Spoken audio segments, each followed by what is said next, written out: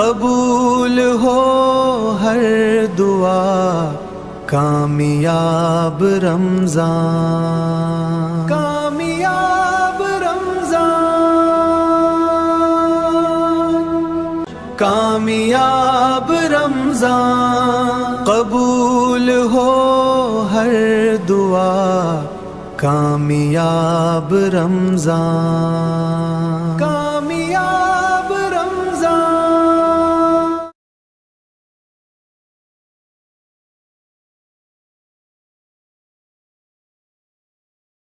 میں آپ کو کامیاب رمضان سیزن 6 کی ایپیسوڈ 12 میں خوش آمدید کہتا ہوں۔ الحمدللہ ثم الحمدللہ، ہمارا کارواں اپنی منزل کی طرف رواں دواں ہے کامیابی کے ساتھ۔ پہلے اشرے میں ہم نے بزرگوں کے ذکر سے فیض لیا، اور بزرگوں کے ذکر سے فیض لینے کے بعد اب دوسرے اشرے میں ہم بات کریں گے اعمال کی، عملیات کی، روحانیت کی، اور اعمال کے طریقے جو لشکر قریش کے رہبر و رہنما ڈاکٹر عبدالواجد شاذلی صاحب ایک عرصے سے اپنے شاگردوں کو، اپنے مریدوں کو اور اپنے محبین کو تعلیم فرما رہے ہیں۔ آج ہم اعمال پر بات کریں گے، اور ہم اعمال پر بات کرنے کے ساتھ ساتھ سوال میں بھی کروں گا۔ آج آپ بھی سوال کیجئے گا، آپ کال کر سکتے ہیں۔ کال کرنے کے لیے نمبر آپ کے سامنے چل رہا ہوگا۔ جیسے ہی کالز کا سلسلہ ہم شروع کریں گے تو انشاءاللہ عز و جل آپ کی بھی بات ڈائریکٹ ڈاکٹر عبدالواجد شاذلی صاحب سے ہو سکتی ہے۔ اس لیے آپ پروگرام اول سے آخر تک ضرور دیکھیے گا، اور ہم جو اعمال بیان کریں گے اس کے ہر پہلو پر گفتگو ہوگی، اور گفتگو بھرپور ہوگی۔ اس لیے آپ اس پروگرام میں ضرور کاغذ اور قلم لے کر بیٹھیں۔ آپ کو کوئی سوال ہے آپ کمنٹ سیکشن میں کیجئے، آپ کو کوئی سوال کرنا ہے تو آپ کال کیجئے۔ اللہ کے حکم سے انشاءاللہ، میرے رب نے چاہا تو انشاءاللہ ہم حضرت سے آپ کا سوال ضرور کریں گے۔ آج میں بہت زیادہ مخل نہیں ہوں گا، میں ڈاکٹر صاحب کی جانب متوجہ ہو کر حضرت سے سوالات کا سلسلہ شروع کروں گا۔ ڈاکٹر صاحب السلام علیکم ورحمۃ اللہ وبرکاتہ۔ وعلیکم السلام ورحمۃ اللہ وبرکاتہ۔ سبحان اللہ حضور، ہم نے پہلا عشرہ تو بزرگوں کی بات کی اور بزرگوں کے ذکر سے فیض لیا۔ اب ان کے اعمال اور اعمال پر سوال کریں گے انشاءاللہ، ہم بات بھی کریں گے۔ تو آج پہلا سوال میں آپ سے عرض کروں گا، کیا ہمزاد، کیا ہر عمل سے ہمزاد مسخر ہوتا ہے، یا اس کے لیے کوئی خاص سوالات، کوئی خاص اعمال ہوتے ہیں؟ ارشاد فرمائیے گا۔ بسم اللہ الرحمن الرحیم۔ السلام علیکم ورحمۃ اللہ وبرکاتہ۔ میں اپنے تمام معزز اپنے ہم سفر ساتھیوں کو، اپنے تمام پیر بھائیوں کو، اپنے تمام مریدین کو، اپنے تمام چاہنے والوں کو، اور جو لوگ میرے ساتھ اس روحانی، اس مبارک سفر میں قدم بہ قدم، شانہ بہ شانہ میرے ساتھ پہلے دن سے سورہ قریش کے کارواں میں شامل ہیں اور اپنی منزل کی طرف آگے رواں دواں ہیں، میں ان تمام لوگوں کو، اور بالخصوص وہ لوگ کہ جو دنیا میں جہاں کہیں سے بھی تعلق رکھتے ہیں، سلاسل کی جستجو میں، عملیات کی تلاش میں، اور وہ ذکر و اذکار، وہ اعمال کہ جو ہم تک ہمارے بزرگوں سے پہنچے، ان کی اجازتوں کے لیے جڑے ہیں، میں ان تمام لوگوں کو ایک بار پھر اپنے اس خاص مبارک دنوں میں اور اس خاص مبارک ٹرانسمیشن میں، کامیاب رمضان میں، ایک بار پھر خوش آمدید کہتا ہوں، اور یہ بھی امید کرتا ہوں کہ آپ تمام لوگ خیریت سے ہوں گے۔ الحمدللہ میرے کچھ شاگردوں کے اصرار پر کہ ڈاکٹر صاحب آپ ہمیں اس بابرکت دنوں میں کچھ اعمال کی بھی تعلیمات دیجیے، اور کچھ طریقہ کار ہمیں سمجھائیے، اور کچھ گفتگو عملیات کی دنیا کہ جسے عملیات کا سلطان کہتے ہیں، اس پہ بھی کچھ گفتگو کریں، تاکہ ہمیں کچھ سیکھنے کو ملے، ہمیں کچھ جاننے کو ملے۔ ہم آپ کے ساتھ ہم سفر آپ کے ساتھی ہیں، تو اس میں ہمارا حق بنتا ہے کہ ہم آپ سے سوالات کر سکتے ہیں۔ بالکل آپ لوگوں کا حق بنتا ہے، آپ لوگ جو چیز سننا چاہیں، جس چیز کے بارے میں جاننا چاہیں، میں موجود ہوں۔ آج ہم اپنے اس ٹرانسمیشن اور اس خاص جو آج ہماری کلاس ہے اس کا ایک ٹاپک ہم نے رکھا ہے کہ عملیات کی دنیا کا ہمزاد، کہ بیسیکلی ہمزاد کہتے کسے ہیں، ہمزاد ہوتا کیا ہے، اس کی حقیقت کیا ہے، اور اس کے بارے میں اولیاء کاملین کا کیا ارشاد ہے، اور وہ کون سے اعمال ہیں کہ جن سے صرف انہی ہمزاد کو مسخر کیا جاتا ہے۔ ہر عمل سے ہمزاد کو مسخر نہیں کیا جا سکتا، مخصوص عمل ہوتے ہیں، مخصوص کوڈ ہوتے ہیں کہ جن کے ذریعے ان کو جگایا جاتا ہے۔ آج ہم اس کو جگانے سے لے کے اس سے کام لینے تک کے طریقے پہ گفتگو کریں گے، بات کریں گے، تکرار کریں گے، اور پھر اس کی حقیقت کو سمجھیں گے کہ یہ ہمزاد دراصل یہ ہے کیا۔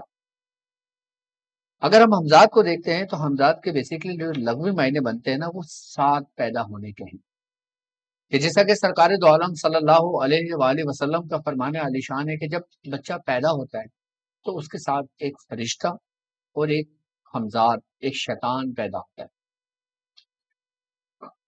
کہ جب سرکار دو عالم صلی اللہ علیہ وآلہ وسلم نے فرمایا تو صحابی رسول نے پوچھا کہ یا رسول اللہ، کیا آپ کے ساتھ بھی کوئی ہمزاد پیدا ہوا تھا؟ آپ نے فرمایا ہاں، میرے ساتھ بھی پیدا ہوا تھا، لیکن وہ مجھ پر ایمان لے آئے، اب وہ مجھے نیکی کی طرف بلاتا ہے، اب وہ مجھے نیکی کی دعوت دیتا ہے۔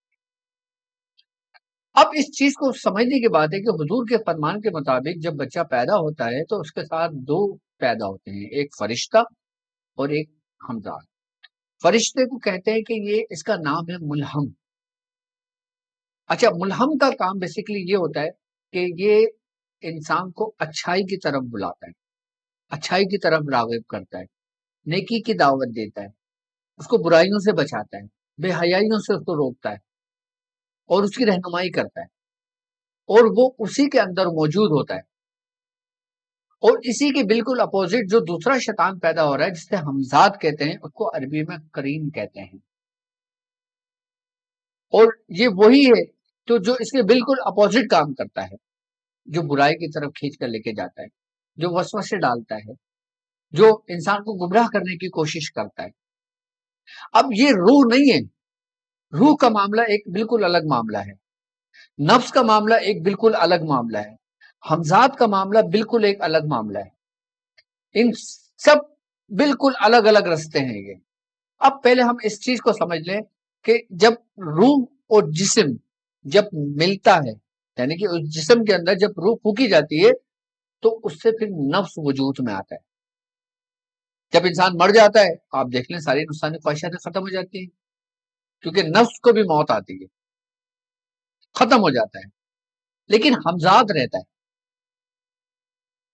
مرنے کے بعد تک ہمزاد رہتا ہے، وہ نہیں مرتا۔ اچھا، اب یہ ہمزاد جو ہوتا ہے نا، اصل میں یہی ہم پر غالب آتا ہے، ہمارے نفوس، ہمارے نفس پر، کہ یہی ہمارے اندر وسوسہ ڈال کے ہمیں گمراہی کی طرف لے جاتا ہے، اور یہی روحانیت میں، عملیات کی دنیا میں سب سے بڑی رکاوٹ اور سب سے بڑا پہرے دار یہ ہمزاد ہوتا ہے، کہ جو ہم وظائف پڑھ رہے ہوتے ہیں، ہم اعمال پڑھ رہے ہوتے ہیں، ہم تکرار کر رہے ہوتے ہیں، ہم مختلف صورتوں کے اعمال کر رہے ہوتے ہیں، ہم اس میں کامیاب نہیں ہو پا رہے ہوتے، اس کی وجہ کیا ہوتی ہے؟ اس کی وجہ یہی ہمزاد اس نفس کے اوپر محافظ بن کے بیٹھا ہوتا ہے، اس کے اوپر غالبہ پا لیتا ہے کہ جو ہمیں کامیابی سے روک دیتا ہے۔ اسی لیے اولیاء کاملین اپنے شاگردوں کو، اپنے مریدوں کو پہلے توجہ اصلاحی کے ذریعے اس کو نفس کے اصلاح کرنے کے حکم دیتے ہیں، اور جب نفس کو حکم دیتے ہیں اور اس پہ ریاضت کراتے ہیں تو ریاضت کرنے سے جو ہمارا ہمزاد جسے قرین کہا گیا ہے وہ کمزور پڑتا ہے۔ اب جب وہ کمزور پڑتا ہے تو یقیناً وہ لاگر ہوتا ہے، اور جب وہ لاگر ہوتا ہے تو ہمارے اندر کی جو روحانیت ہے نا، پھر وہ بیدار ہونے شروع ہوتی ہے۔ ابھی بیدار نہیں ہوئی ہے، بیدار ہونے شروع ہو رہی ہے۔ وہ کس کے ذریعے؟ مختلف نوری اعمال کے ذریعے۔ اب ایک طریقہ تو یہ ہے کہ اس کو صرف زیر کرنا، کمزور کرنا، لاغر کرنا، کس کو؟ ہمارے اندر بیٹھے ہوئے شیطان کو، جو ہمیں آگے بڑھنے نہیں دے رہا۔ ایک تو یہ ہو گیا۔ اب میں سمجھتا ہوں کہ اب آپ کی یہ چیز سمجھ میں آ گئی ہوگی کہ نفس الگ ہے، روح الگ ہے، ہمزاد الگ ہے، اور ہماری روحانیت بالکل الگ ہے۔ اب ہم ہمزاد کے اوپر آتے ہیں. ہمزاد دراصل جو ہمارے وجود کے اندر صلاحیت کرا ہوا ہے اس کے بارے میں کہ یہ انسان کے ہی ہم شکل، اور جو بچہ بڑھتا رہتا ہے وہی ہمزاد بھی اپنے حجم کو بڑھاتا رہتا ہے. اب آتے ہیں ہم ہمزاد کی بیداری پر کہ اس کو تسخیر، اس کو مسخر کر کے، اس کو ذلیل کر کے، اس کو رسوا کر کے اپنے تابع کرنا. اچھا، یہ ہر اعمال سے نہیں ہوتا، اس کے لیے مخصوص اعمال ہوتے ہیں جو خاص اسی سے تعلق رکھتے ہیں. کیونکہ ہمزاد کے معاملات میں یہ باتیں دیکھی گئی ہیں کہ ہر شخص کا ہمزاد، یعنی کہ اس روز زمین پر جتنے بھی لوگ موجود ہیں ان کا ہمزاد، ان کی پیدائش، ان کے برج، ان کے مزاج، ان کے ستارے کے لحاظ سے وہ الگ کیفیت کا حامل ہوتا ہے. اسی لیے اولیاء کاملین فرماتے ہیں کہ ہمزاد میں آتشی ہمزاد بھی ہوتا ہے، ہمزاد میں آبی ہمزاد بھی ہوتا ہے، بادی ہمزاد بھی ہوتا ہے، خاکی ہمزاد بھی ہوتا ہے. اور یہی انسانوں کے مزاج، انسانوں کی کیفیات، انسانوں کے کردار، انسانوں کے اعمال کے مطابق یہ حرکت کرتا ہے. یہ ہمزاد کی وہ قسم ہے جو انسانی وجود کے ساتھ ساتھ اسی کی جو زندگی میں جو اس کے اعمال ہوتے ہیں، جو اس کی طریقہ کار ہوتی ہے. جیسے مثال کے طور پہ ایک مسلمان زندگی گزارتا ہے اور ایک کافر زندگی گزارتا ہے. اب یقیناً مسلمان زندگی گزارتا ہے، اس سے اگر غلطی سرزد ہو جاتی ہے، اس سے جنبش ہو جاتی ہے، لرزش ہو جاتی ہے، تو یہ فوراً توبہ کرتا ہے، اپنے رب سے رجوع کرتا ہے اور اپنے گناہوں کی معافی مانگتا ہے. لیکن ایک کافر کہ جس نے کلمہ ہی نہیں پڑھا، جس نے اس کو کچھ پتہ ہی نہیں ہے، تو اس سے جتنی بھی غلطیاں سرزد ہو جاتی ہیں، اس سے جتنے بھی معاملات ہو جاتے ہیں، اس کے ہمزاد کے معاملات اسی کے مطابق ہوں گے جو وہ کافر ہوگا. اور مسلمانوں کے ہمزاد مسلمانوں کے ہی مطابق ہوں گے، کیونکہ وہ اس کے ماتحت ہیں.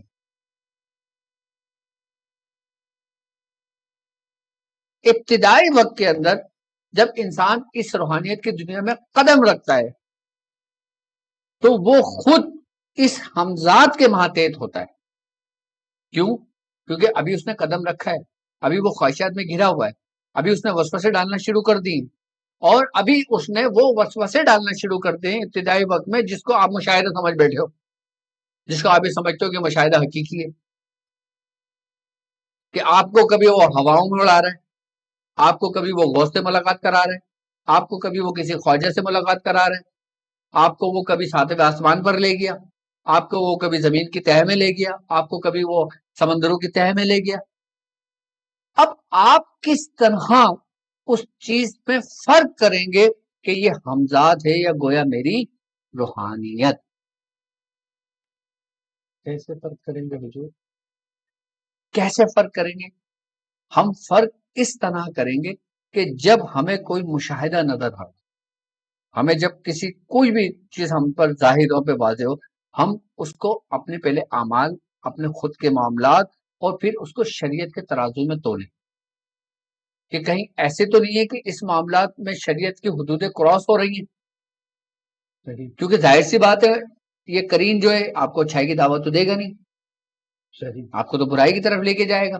اگر آپ اس کے تحت ہو، اگر یہ آپ کے ماتحت ہو، آپ کے ماتحت ہونا نا اور اس کے ماتحت ہونا فرق ہے. جی، اگر وہ آپ کے ماتحت ہے، اگر آپ نے اس کو مسخر کیا ہوا ہے تو پھر آپ اس کی جانچ پڑتال کر سکتے ہیں. لیکن جب آپ اسی کے ماتحت ہوگے تو آپ اس میں تمیز نہیں کر سکتے.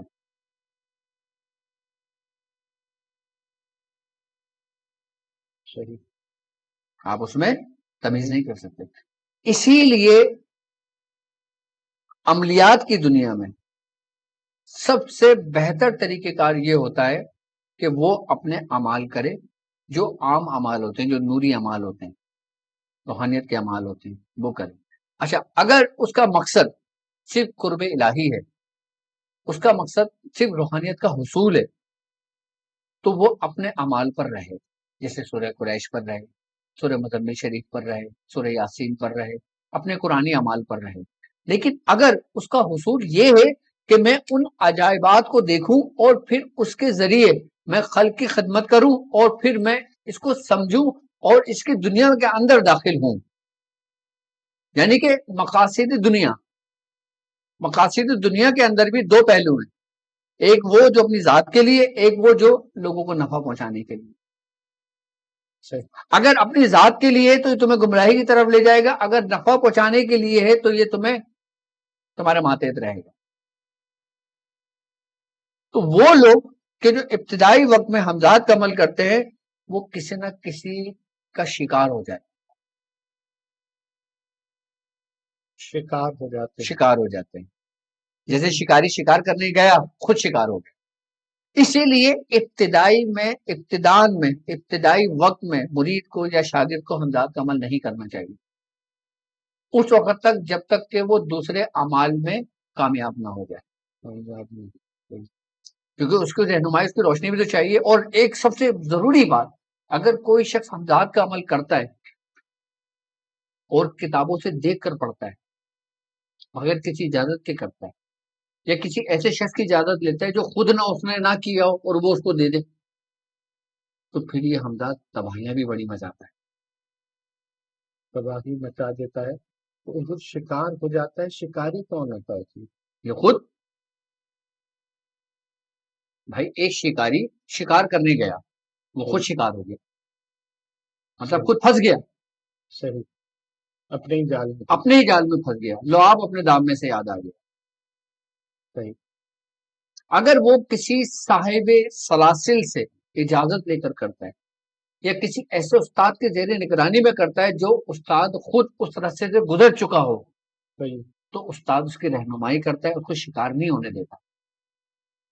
صحیح. ادھر بعض لوگ ایسے ہیں جیسے شیخ محترم ہیں، ان کے شاگرد بھی ہیں، مریدین بھی ہیں پوری دنیا میں، اور انہوں نے خلافت و اجازت سے نوازا بھی ہے، لیکن اس شخص نے خود یہ عمل نہیں کیا، لیکن اجازتیں اور عطا کا معاملہ. تو کیا وہ یہ عمل کروا سکتا ہے؟ نہیں کروا سکتا، یہ عمل نہیں کروا سکتا. یہ عمل نہیں کروا. اس کے لیے اس کو خود صاحب حال ہونا ضروری ہے. اللہ اکبر. صحیح. اس کو خود اس کا عامل ہونا ضروری ہے، اس کا خود اس راستے سے گزرنا ضروری ہے، کیونکہ یہ بڑا نازک راستہ ہے. صحیح. اب مثال کے طور پہ آپ نے بڑی پیاری بات کہی ہے کہ ایک شیخ کامل کا کوئی مرید ہے اور اس کا خلیفہ ہے، اس کو اجازتیں ہیں، کیا وہ حمزات کا عمل کرا سکتا ہے؟ اگر اس نے خود کیا ہے تو کرا سکتا ہے، خود نہیں کیا تو نہیں کرا سکتا. اللہ اکبر. حضور اگر کسی نے ایسا کر دیا ہے، سپوز کہ جناب اس نے اجازت دے دی اور سامنے والا اب عمل بگڑ گیا ہے، اور تو اب وہ اس خلیفہ پر بھی لوٹے گا؟ اس کا اثر پڑے گا اس کے اوپر. اس کا اثر اتنا پڑے گا کہ جیسے کوئی شخص بال دیوار پہ مارتا ہے، اب اس بال سے دیوار تو نہیں ٹوٹتی، لیکن دیوار پہ ضرب لگتی. صحیح. ایک حرارت پیدا ہوتی ہے، اور مستقل اگر مارتی جائے تو دیوار میں دراڑ پڑنی شروع ہو جاتی. صحیح. اگر وہ مرید اس کی ریاضت دوسرے اعمال میں کامل ہے تو اس کے اوپر درار نہیں پڑتی، اس پہ ضرب لگتی ہے. صحیح. مضبوطی روحانی طور پر ہونا اس کے لیے ضروری، اس کے لیے ضروری ہے. صحیح. اس کا خود اس راستے سے گزرنا ضروری ہے. صحیح. تو اب یہ ہو گیا ہے کہ جناب اس نے تو عمل کرایا تھا، وہ اپنی روحانیت سے تھوڑا سا محفوظ رہ گئے محترم، لیکن جس کا عمل بگڑ گیا ہے اب وہ کیا کرے گا؟ وہ اس کے کوئی حال ہے ایسا کہ کیا صورتحال ہوتی ہے؟ بندہ پاگل ہو جاتا ہے یا جناب کیا ہو جاتا ہے؟ دیکھیں اگر عمل بگڑ گیا ہو تو اس کو وہی کنٹرول کر سکتا ہے، وہی اس کو صحیح کر سکتا ہے، وہی اس کو سیدھے راستے پہ لا سکتا ہے جو اس کے بارے میں جانتا ہو. صحیح. جی. جو اس راستے سے گزرا ہو. استاد جو ہوتا ہے نا وہ اپنی نگاہوں کے ذریعے پہچان کر لیتا ہے کہ اس کا کون سا عمل بگڑا ہے، اس کا خود کا عمل بگڑا ہے، اس کا حمزات کا عمل بگڑا ہے، اور پھر وہی اس کو صحیح کر سکتا ہے کہ جو اس راستے کو جانتا ہو. اسی لیے حمزات کے عمل کے بارے میں کہتے ہیں کہ اس کے اندر لوازمات، اس کے اندر اس کے طریقہ کار اور اس کے حصول و ضوابط اس کے قاعدے قوانین بہت سخت ہیں، اور یہ عمل اس گھر میں نہیں کیا جاتا کہ جس گھر میں بچے ہوں۔ مطلب فیملی گھر میں نہیں فیملی کر گھر میں ہمدرد تو عمل نہیں کر سکتے، آپ دوسرے عمل کریں۔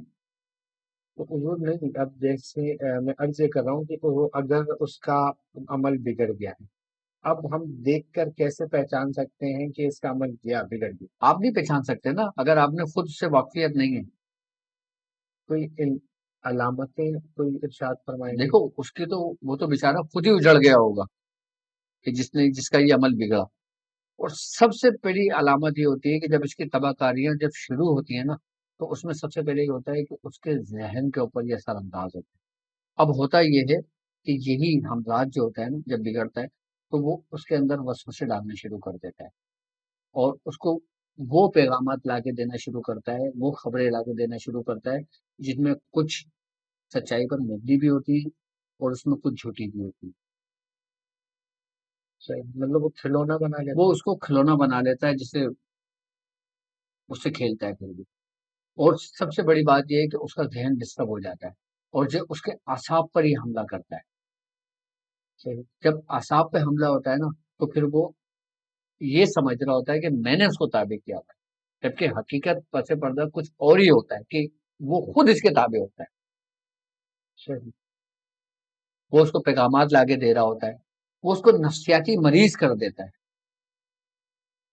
ویسے ہم دیکھتے ہیں کہ کوئی جا رہا ہوتا ہے جیسے گندے کپڑے ہیں اور جو ہے نا وہ عام آدمی دیکھ کے کہتا ہے لگتا ہے کہ اس کا عمل بگڑ گیا، مطلب وہ کپڑے پھاڑ رہا ہے، بھاگ رہا ہے، چلا رہا ہے، جیسے پاگلوں جیسے حرکتیں کرنا، اس طرح سے ہر عمل بگڑنے پر ایسا ہی ہوتا ہے؟ نہیں، اگر اس شخص جس کا عمل بگڑا ہو، جس کی حالت بگڑ گئی ہے، اس کے پاس سے ایسی بو آ رہی ہو جیسے کوئلے کی بو ہوتی ہے، اچھا، کسی کوئلے کی بو سنی ہے نا کبھی؟ صحیح، جسے کوئلے کی بو ہوتی ہے، جیسے کوئلے کی کان سے کوئی نکلتا ہے، جیسے صحیح، اگر عموماً